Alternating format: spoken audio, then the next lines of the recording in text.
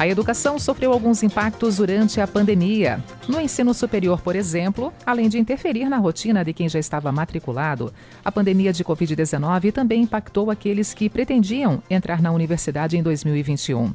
Assim como em outras áreas, a educação precisou se reinventar para garantir aprendizado. E hoje, para falar sobre esse e outros assuntos, eu converso com o professor, advogado e ex-prefeito de Blumenau, Napoleão Bernardes, que está em linha conosco.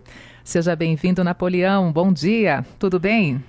Bom dia, Denise. Bom dia a todos que acompanham a sempre boa programação da CBN. É muito bom estar com vocês nessa segunda-feira e abrindo a semana não só na companhia de vocês, como num dia maravilhoso, um dia de sol que possa iluminar as nossas jornadas ao longo dessa semana. Bom dia para você e para todos. É verdade, como eu mesmo falei na abertura do nosso programa, é uma semana também especial porque começamos em setembro e vamos terminar já no mês de outubro, dia 1º na sexta-feira, então uma semana também de passagem de um mês para o outro e como tem passado rápido esse ano, principalmente no que diz respeito à continuidade do tema pandemia aí, Napoleão. Que seja uma semana alvissareira e de muitas boas energias e de muita luz aqui para todos nós. É verdade. No campo educacional, como professor, vamos falar um pouquinho sobre os desafios, esse dia a dia também como mestre e principalmente os desafios, do ensino durante esse período de pandemia, 2020, agora também em 2021 e a situação de momento. Qual é a sua análise envolvendo o campo educacional? Denise, eu vivi esse período da pandemia na condição de professor e de aluno, então vivi na prática por 2 vezes. No início do processo de pandemia, eu sou professor titular na nossa universidade, na FURB, estava lecionando Direito. E aí, como todos os demais professores, como se diz, a gente se virou nos 30 para em 1 ou 2 dias iniciar um processo aí de atividades à distância, mas mantendo a bola no jogo e mantendo a aula para os alunos. E vivi esse mesmo processo como aluno, porque eu estou cursando o doutorado na área da ciência jurídica, estudando a nova gestão pública para os novos tempos. Então, vivi imerso essa questão da pandemia e os seus impactos na educação de duplo modo, como professor na sala de aula e como aluno. E o que a gente pôde testemunhar, em primeiro lugar, é a capacidade de adaptação.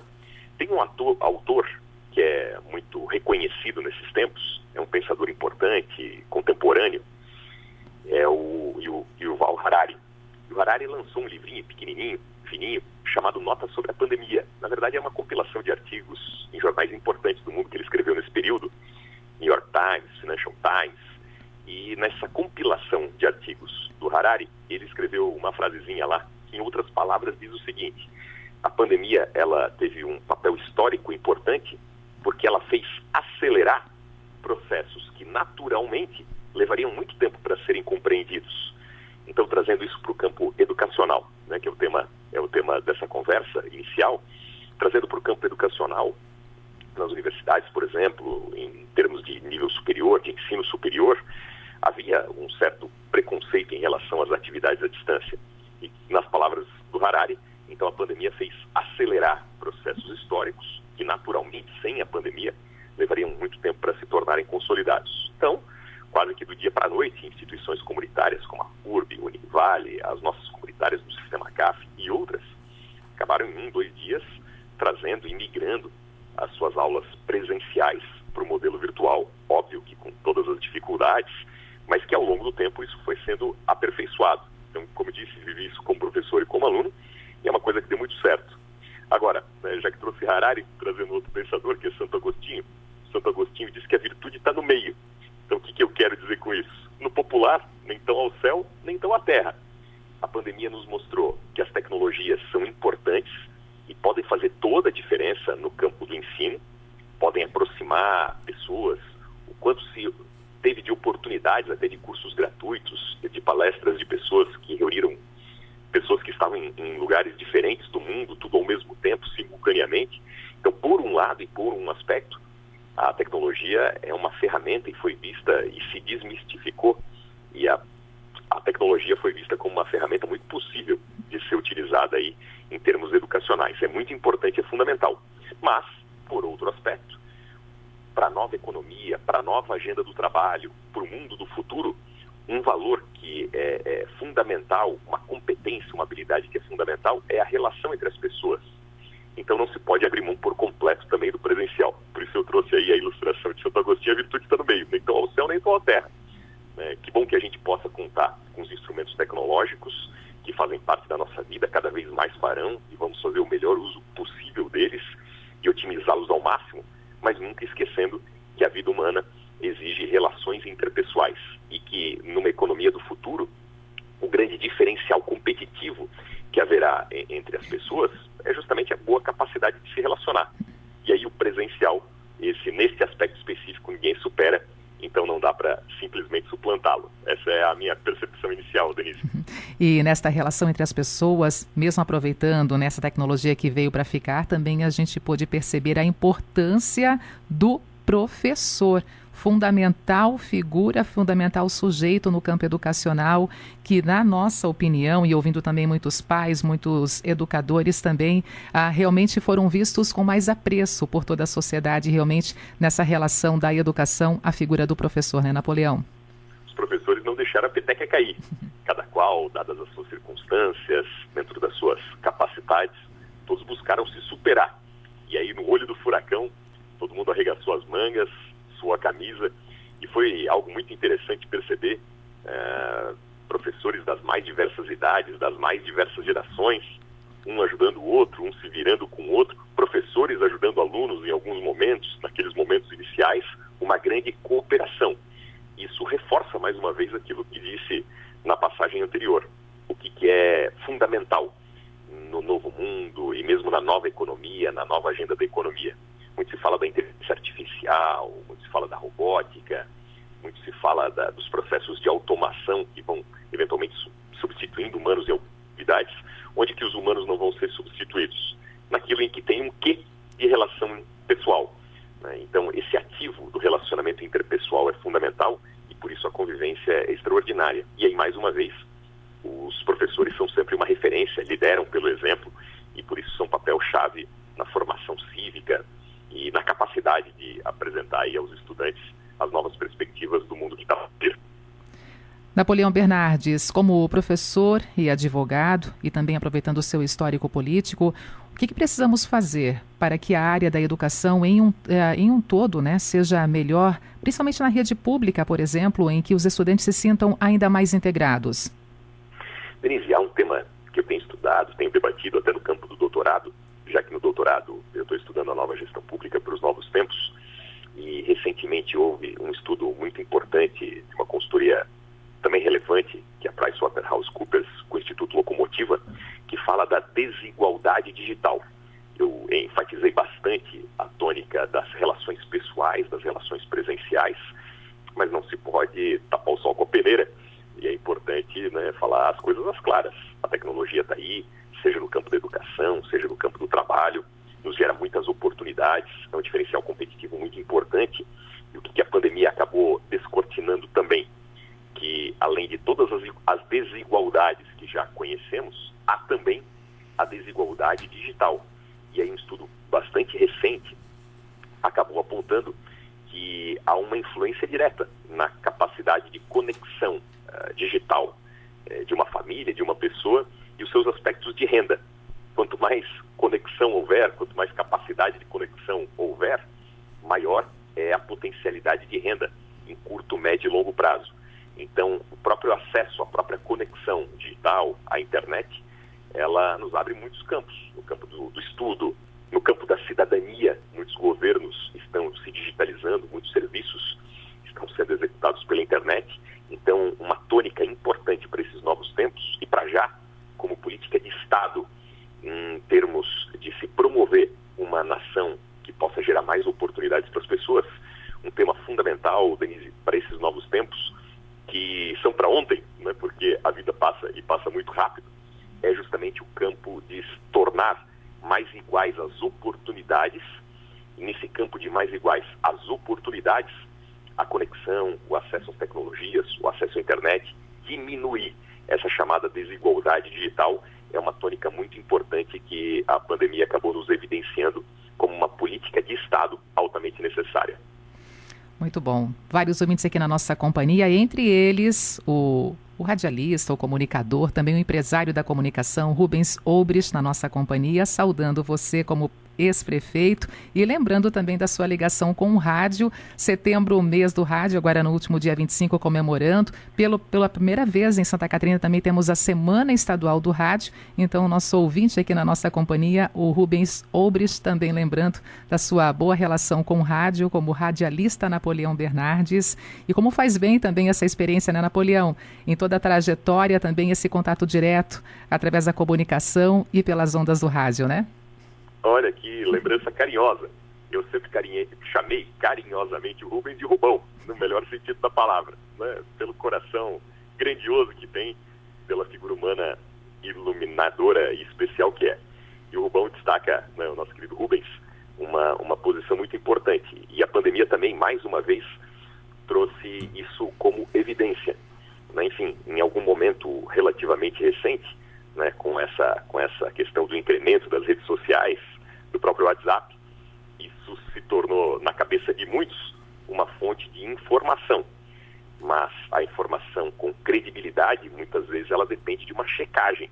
E aí as pesquisas de opinião têm demonstrado que o rádio é um dos veículos de comunicação em que as pessoas mais confiam em termos dessa checagem. Porque se compartilha muita coisa por aí. E é um negócio até curioso, né? As pessoas às vezes compartilham e já até dizem, olha, não sei se é verdade, mas estou compartilhando. Porque na medida em que a gente compartilha alguma coisa, a gente mais ou menos está hipotecando a nossa credibilidade junto. Mas se a Denise manda alguma coisa, recebi da Denise. Então tem uma certa credibilidade intrínseca à Denise, né? Enfim, que é alguém que a gente gosta, quer bem, respeita, compartilha algo, vem a credibilidade dela junto. O Rubens compartilhando algo, da mesma forma.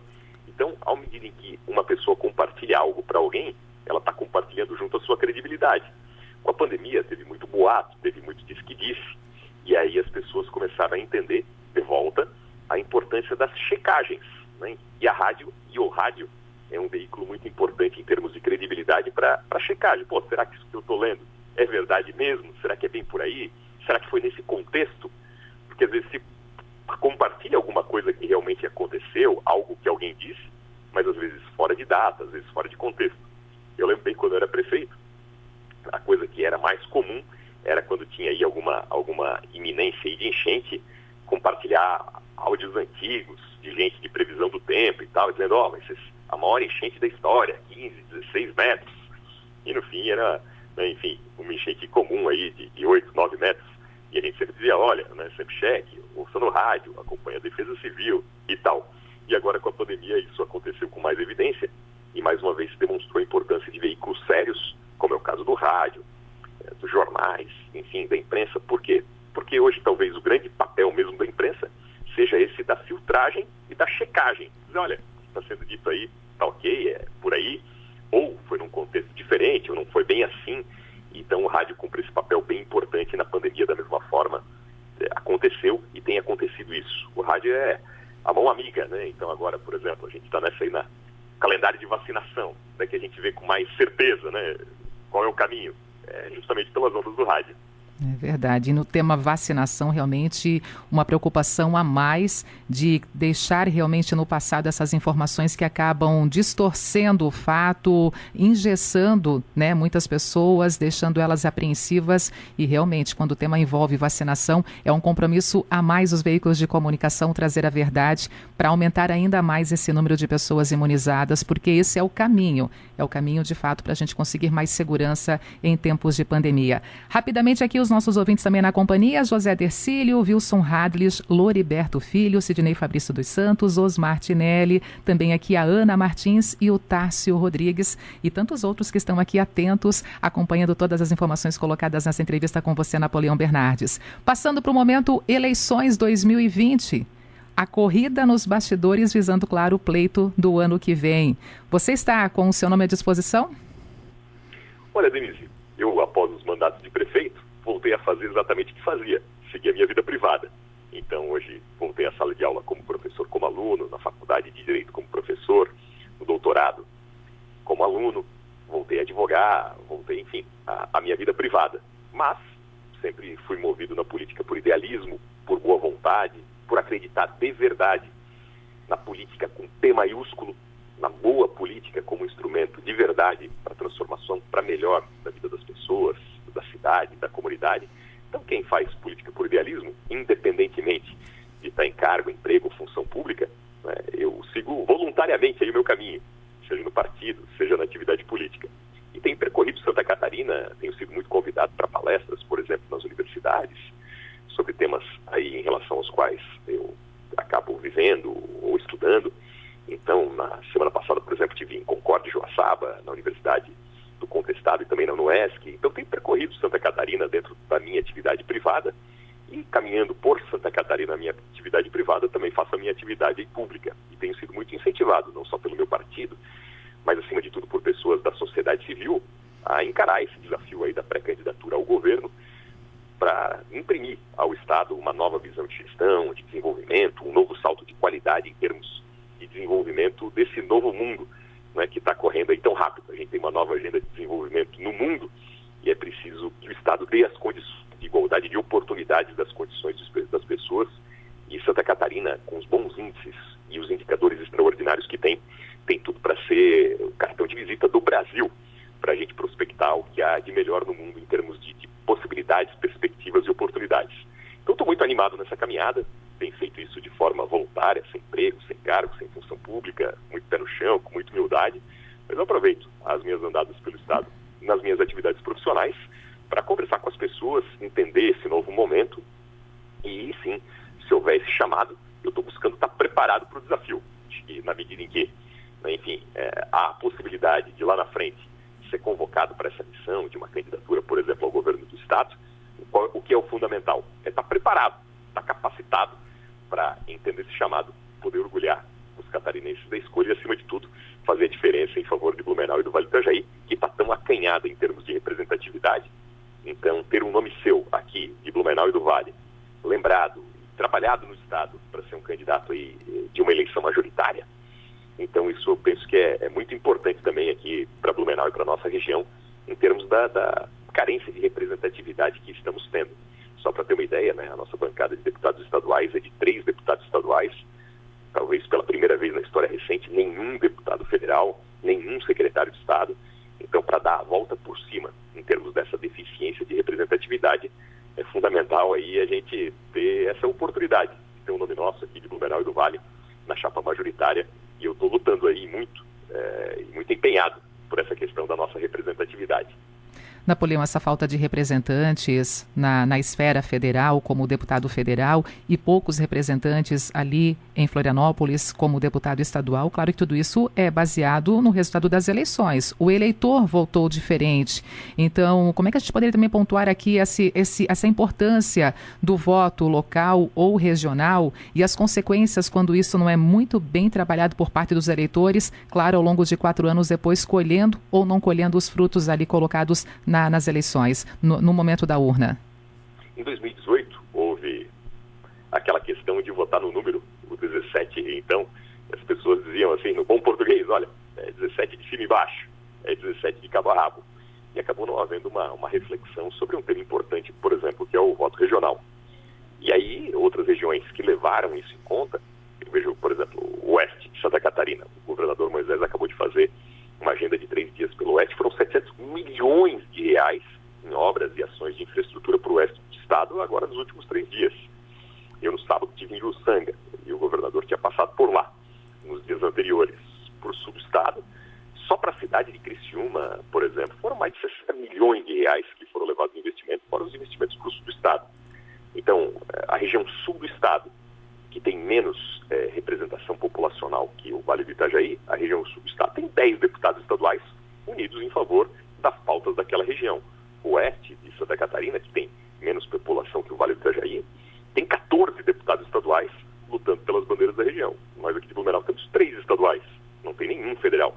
Então, a questão da representatividade, ela está diretamente ligada à proporcionalidade. Quanto mais deputados remando a favor das causas de uma determinada região, mais recursos virão, seja pelas emendas parlamentares, seja pela boa relação com o governo. Então, mais deputados lutando por uma causa, mais chance dessa causa dar certo.